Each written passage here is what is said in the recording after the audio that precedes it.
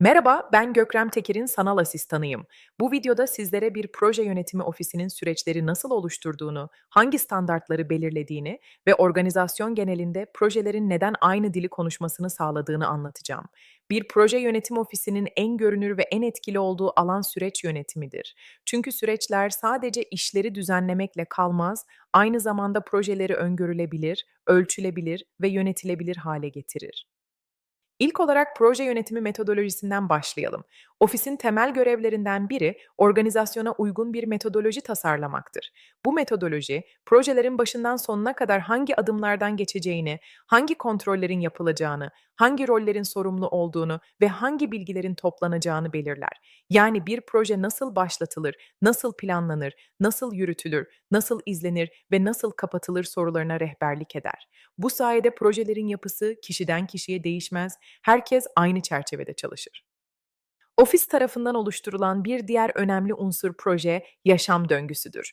Bu yaşam döngüsü öngörücü, çevik veya hibrit olabilir. Öngörücü bir model, daha stabil ve öngörülebilir projeler için uygundur. Çevik yaklaşım ise özellikle hızlı değişim gerektiren fakat bu değişimin yüksek bir maliyet gerektirmediği projelerde tercih edilir. Fakat çoğunlukla şirketlerde hibrit bir yapı kullanılır. Projelerin farklı aşamaları farklı metodoloji ihtiyacı duyabilir. Ofisin görevi, bu yaşam döngülerini organizasyonun ihtiyaçlarına göre net bir şekilde tanımlamak ve proje ekiplerinin doğru yaklaşımı kullanmasını sağlamaktır. Şimdi standartlara geçelim. Proje yönetim ofisinin getirdiği en önemli katkılardan biri standart bir belge seti sunmasıdır. Ancak burada önemli bir nokta vardır. Ofisin amacı insanlara gereksiz evrak yükü yüklemek değildir. Aksine doğru ve ihtiyaç odaklı şablonlarla işleri kolaylaştırmaktır. Örneğin bir proje başlatma belgesi, projenin neden yapıldığını, kapsamını, hedeflerini ve başlangıç gereksinimlerini ortaya koyar.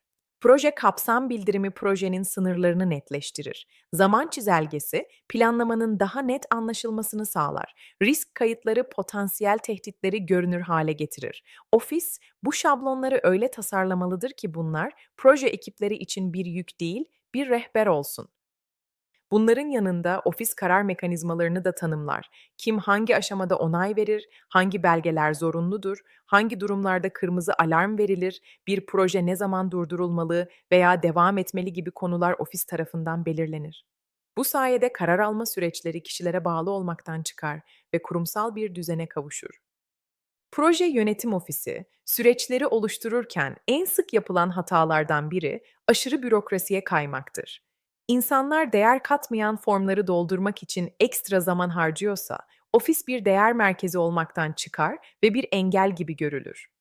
Bu nedenle ortaya konan süreç sürekli eleştiriye açık olmalı ve gereksiz olduğuna karar verilen adımlar ve belgeler süreçten hemen çıkarılmalıdır.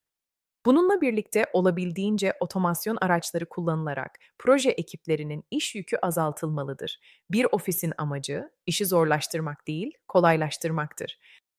Ofisin süreç tasarımındaki en güçlü etkisi projelerdeki tutarlılığı sağlamaktır. Bir organizasyonda yüzlerce proje yürütülüyor olabilir. Eğer her proje farklı yöntemlerle yönetiliyorsa, üst yönetim projeler arasındaki performansı karşılaştıramaz. Kaynak planlaması, bütçe kontrolü ve risk yönetimi kaosa dönüşür. Ofisin getirdiği standartlar sayesinde raporlamadan planlamaya kadar tüm süreçlerde tek bir dil kullanılır ve bu da organizasyonun karar alma kalitesini ciddi şekilde artırır. Ayrıca ofisin süreçleri sadece öngörücü projelerde değil, çevik projelerde de büyük rol oynar. Çevik çalışmalarda sprint ölçümleri, hız, tamamlanan iş grafiği gibi veriler ofisin raporlamasına entegre edilir. Böylece çevik ekipler en az bürokrasiyle çalışırken ofis de genel görünürlüğü korur. Bu durum özellikle hibrit yönetilen projelerde büyük avantaj sağlar.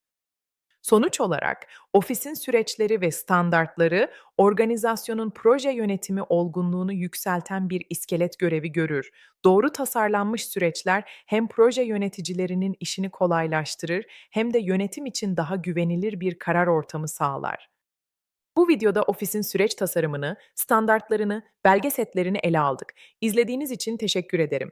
Eğer bu videomu beğendiyseniz kanalımıza abone olmayı ve videolarımıza bir beğeni işareti bırakmayı unutmayın. Bir sonraki videoda görüşmek dileğiyle, hoşça kalın.